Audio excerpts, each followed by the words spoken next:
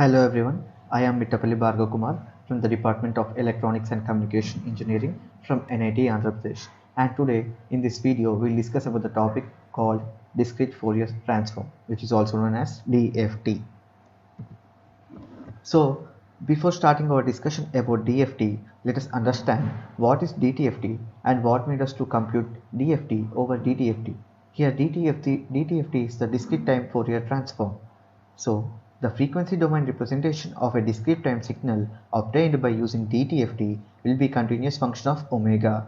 Therefore, it cannot be processed by digital systems. So due to this drawback of DTFT, the discrete Fourier transform, which is commonly known as DFT, has been developed in such a way that to convert a continuous function of omega to a discrete function of omega, such that frequency analysis of a discrete time signal can be performed on a digital system.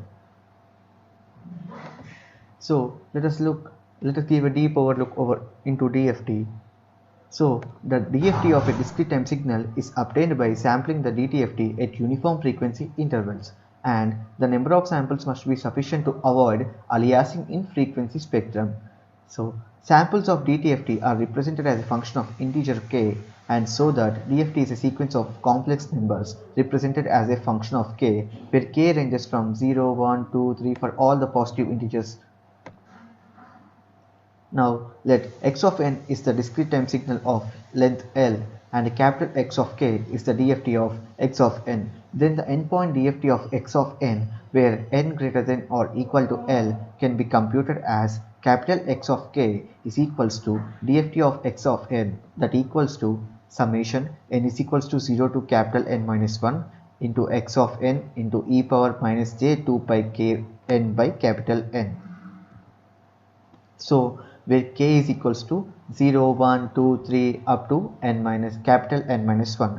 Since capital X of k is a sequence containing of complex numbers, the magnitude and phase of each sample can be computed and listed as magnitude sequence and phase sequence respectively.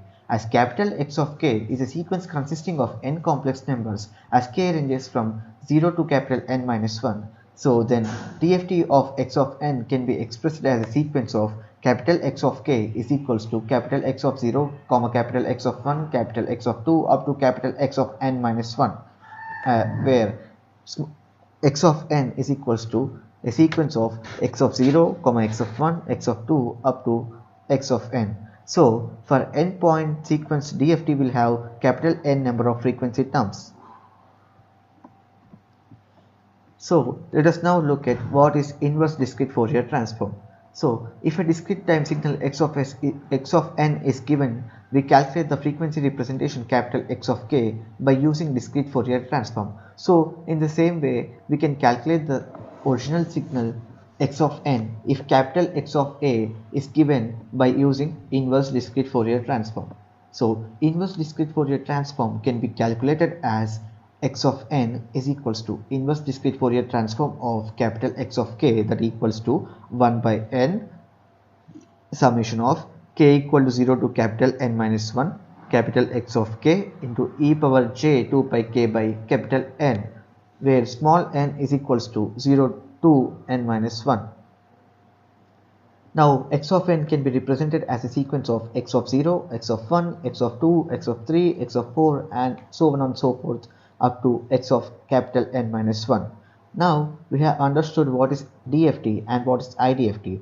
Now let us try to write the equations for DFT and IDFT in terms of their twiddle factors. So let us write the equations now. Capital X of k is equals to summation of n equal to 0 to capital N minus 1 into x of n e power minus j 2 pi k n by capital N. We know it is the equation for discrete Fourier transform. So now let us try to write the same equation by using the twiddle factor.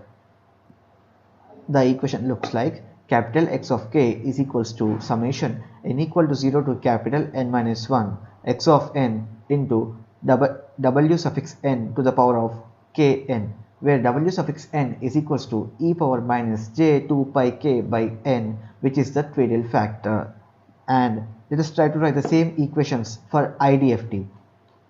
For IDFT, we know x of n is equals to inverse discrete Fourier transform of capital X of k, that is equals to 1 by capital N into summation k equal to 0 to capital N minus 1 capital X of k into e power plus 2 pi k n by capital N. So if we try to write the same equation in terms of Quirrell factor, that equals to or looks like 1 by n into summation k equal to 0 to capital N minus 1 capital X of k into w suffix n raised to the power of minus k n, where here w suffix n is equals to 2 e power minus j 2 pi by n, which is the Quirrell factor. So I hope you got an understanding of what is DFT and what is IDFT and why we compute DFT over DTFT in this video. So thank you. That's all for the video.